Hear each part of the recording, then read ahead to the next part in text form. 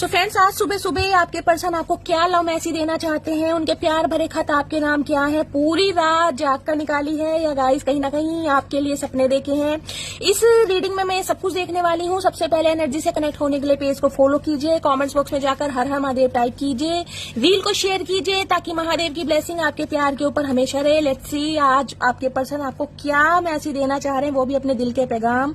I am planning to surprise you guys, कोई planning plotting कर रहे हैं, अपने यार दोस्तों से मिलकर आपको कुछ सरप्राइज देना चाह रहे हैं ताकि आपके मासूम चेहरे पर गाइस हंसी आ सके, खुशी आ सके।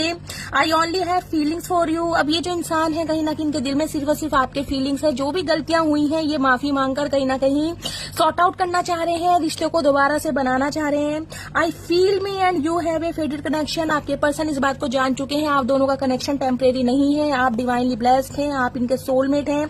आई will be back, please wait for me. आते जाते मुझे दिखाई दे रहे हैं और अब की जब